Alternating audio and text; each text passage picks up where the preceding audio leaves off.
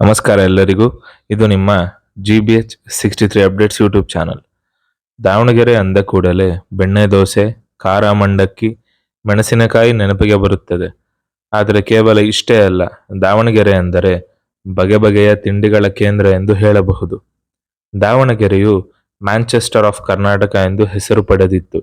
ಆದರೆ 1990-91ರ ದಶಕದಲ್ಲಿ cotton market ರಾಣೆಬೆನ್ನೂರಿಗೆ shift ಆಗಿ, ಚಿತ್ರದುರ್ಗ ಮಾರ್ಕೆಟ್ ಚಳ್ಳಕೆರೆಗೂ ಶಿಫ್ಟ್ ಆಗಿ, ದಾವಣಗೆರೆ ಇಂಡಸ್ಟ್ರೀಸ್ ಕೂಡ ಅನಿವಾರ್ಯವಾಗಿ ಚಿತ್ರದುರ್ಗ, ರಾಣೆಬೆನ್ನೂರು, ಚಳ್ಳಕೆರೆಗೆ ಶಿಫ್ಟ್ ಆಗಿ, ದಾವಣಗೆರೆಗೆ ಮಿಲ್ ಕ್ಲೋಸ್ ಆಗಿ ದಾವಣಗೆರೆ ಬೆಣ್ಣೆ ದೋಸೆಗೆ ಜೊತೆಗೆ ಶಿಕ್ಷಣ ನಗರವಾಗಿಯೂ ಫೇಮಸ್ ಆಗ್ತಾ ಬಂತು.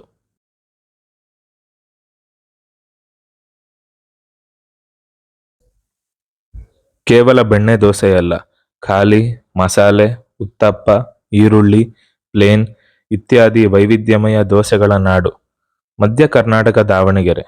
ಅಷ್ಟೇ ಅಲ್ಲ, ಖಾರ ಮಂಡಕ್ಕಿ, ಮೆಣಸಿನಕಾಯಿ, ಬೆಣ್ಣೆ ಪಡ್ಡು ಇತ್ಯಾದಿ ತಿಂಡಿಗಳ ನಾಡು ಈ ದಾವಣಗೆರೆ ನಗರ.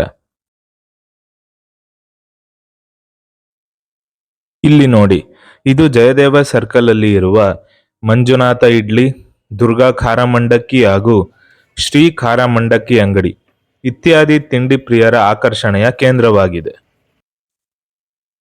ಇಲ್ಲಿ ಬಂದರೆ ವಿದ್ಯಾನಗರದ ಆಂಜನೇಯ ದೇವಸ್ಥಾನದ ಪಕ್ಕದ ಸಿದ್ದೇಶ್ವರ ಹೋಟೆಲ್. ಇಲ್ಲಿ ಇಡ್ಲಿ, ವಡೆ, ಅವಲಕ್ಕಿಗೆ ಫೇಮಸ್.